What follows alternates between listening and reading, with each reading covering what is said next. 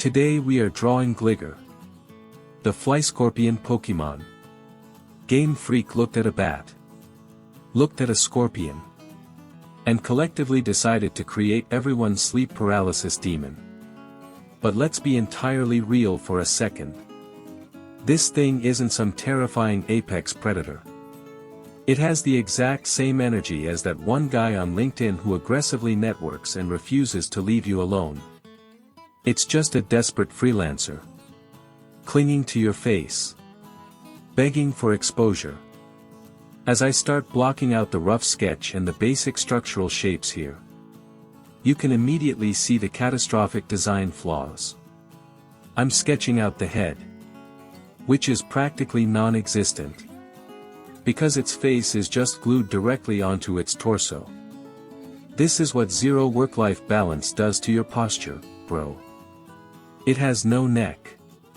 Just a giant, uncomfortable smile slapped onto a spherical body. Look at this silhouette. It looks like a beach ball that decided to go through a highly problematic goth phase. I am drawing these basic guidelines for the wings. And I use the term wings incredibly loosely here. They are just flaps of skin connecting its arms to its legs, like a deeply unstylish poncho. It doesn't fly. It just falls with anxiety. Anyway, let's start moving into the clean line art phase here, because we need to discuss the absolute fiction that is its Pokédex lore.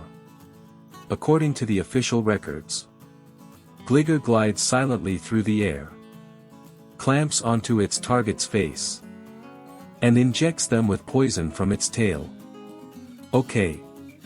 Let's apply some basic physics to this situation. Gligar is 3 feet tall and weighs 142 pounds. Let that sink in for a minute. 142 pounds of solid, fleshy cartilage, dropping directly onto your face from the upper atmosphere. Forget the poison, bro. Your neck is snapping like a dry twig in a hurricane.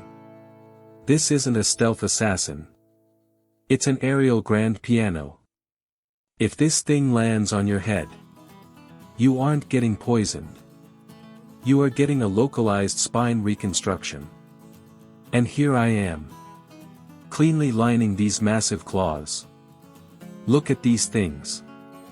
They are disproportionate meat hooks that serve absolutely zero aerodynamic purpose. Imagine trying to glide silently while dragging 2 solid steel bowling balls at the end of your arms. The wind resistance alone would sound like a freight train ripping through a wind chime factory. It's completely delusional. And let's look at its face while I line these eyes. Why is it winking? It constantly has its tongue sticking out like it thinks it's being cute. You are a giant, venomous mutant insect bat. Stop trying to rebrand yourself as a quirky lifestyle influencer. Nobody is buying it. Now that the line art is finished, let's start laying down the flat colors. And we have to address the elephant in the room.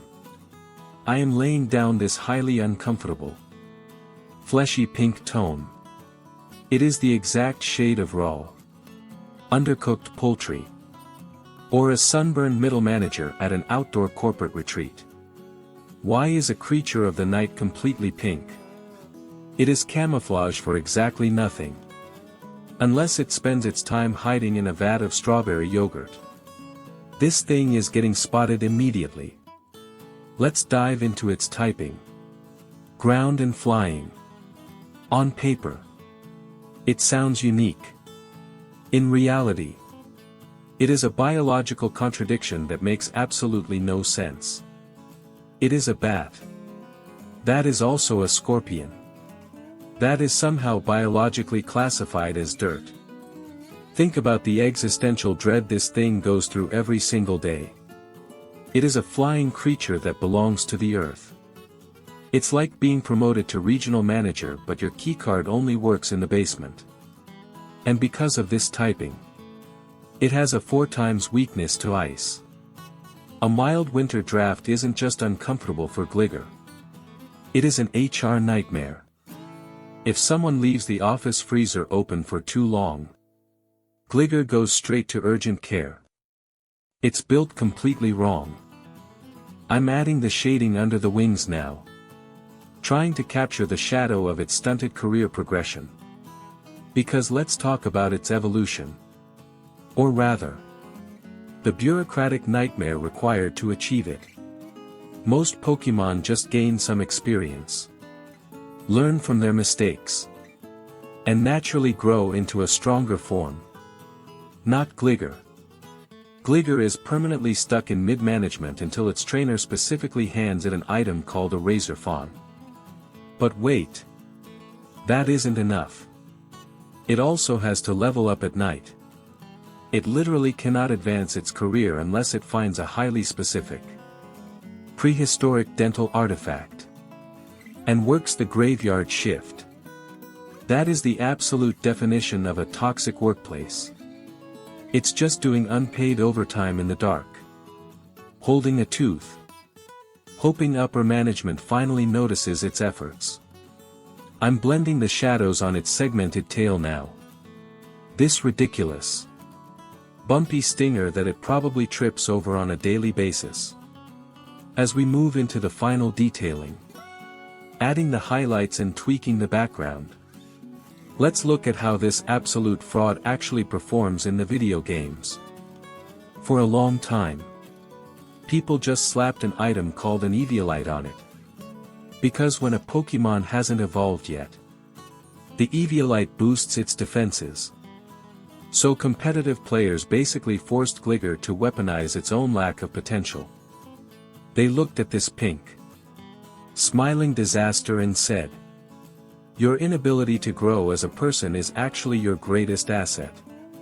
It just sits there on the battlefield, absorbing hits, spreading toxic sludge, and dragging the game out into a grueling 40-turn stalemate.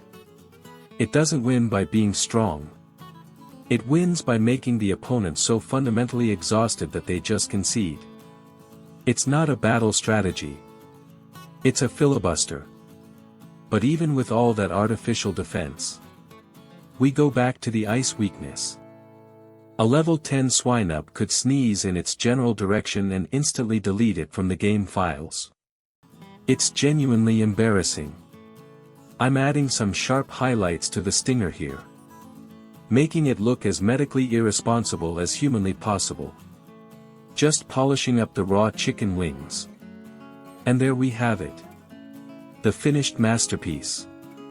A highly detailed monument to contradictory design and evolutionary red tape. Look at it. Hanging upside down, smiling through the pain of its own anatomical failures. It teaches us a very important, grounding philosophical lesson. You can have wings. You can have claws. You can have a venomous stinger. But at the end of the day, if you're fundamentally built like raw poultry and terrified of a snow cone, you're still just surviving on vibes and unpaid internships. So, yeah.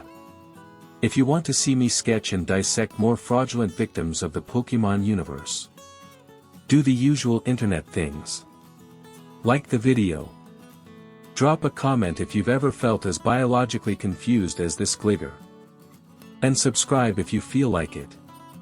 Or don't. I'm going to go ice my drawing wrist and rethink my career choices. Goodbye.